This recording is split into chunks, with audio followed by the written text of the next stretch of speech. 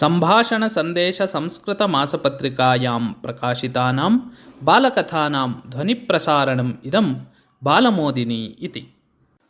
वचनपरिपालनं। पूर्वं काचन निर्धना महिला आसीत्। तस्याः पुत्रः यदा जातः तदा जातमात्रस्य शिशोः मुखं दृष्ट्वा एव धात्री अवदत्, एषः महापण्डितः भविष्यति इति। तत् श्रुत्वा सा निर्धनमहिला अवदत्, भवत्याः वचनम् अमृतपानम् इव माम् आनन्दयति। भवत्यै दातुम् एतदवसरे मम निकटे किमपि नास्ति। तथापि प्रतिज्ञां करोमि यत् अयं बालः ऐदम्प्राथम्येन यत् सम्पादयेत् तत् समग्रं भवत्यै दास्यामि इति। 5 वर्षाणि अतीतानि।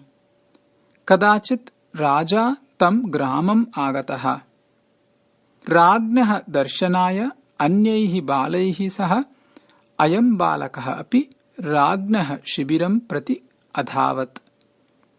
तान् दृष्ट्वा राजा अपृच्छत्, भवत्सु कः उत्तमतया गायति?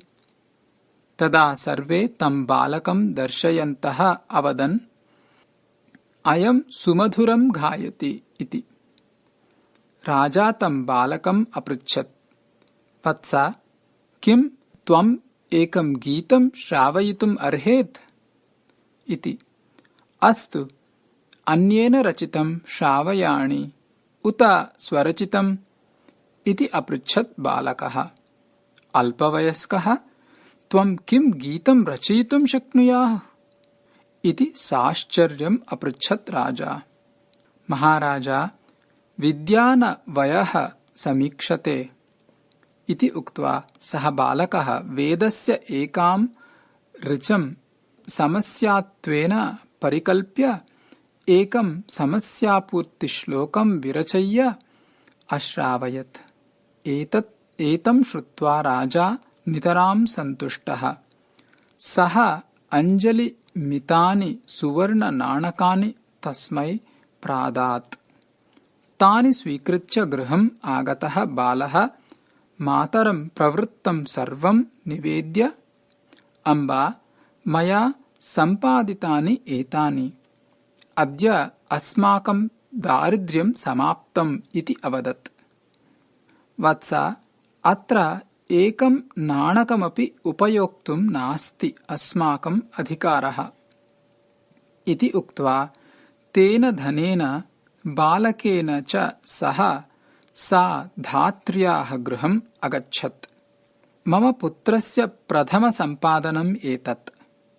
पूर्वं यथा मया प्रतिज्ञातम् आसीत् तदनुगुणम् एतत् भवत्यै अर्पयन्ती अस्मि। सर्वमेतत् भवत्याः एव इति उक्त्वा सर्वाणि सुवर्णनाणकानि तस्यै आर्पयत्।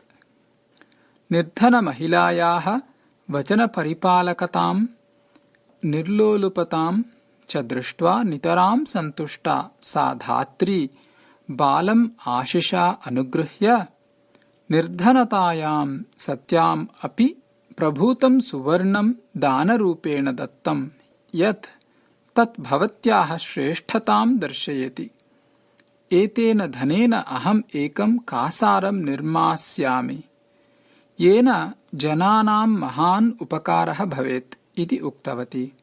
ततः तयाः यः कासारः निर्मापितः सः धात्रीकासारनाम्ना ख्यातः। अद्यापि दरभङ्गानगरे द्रष्टुं शक्यः सः। राजानं स्वरचितं श्लोकं श्रावितवान् सः बालः भाविनिकाले शङ्करमिश्र नाम्ना ख्यातः अभवत्। न्यायशास्त्रक्षेत्रे महती ख्यातिः विद्यते तस्य।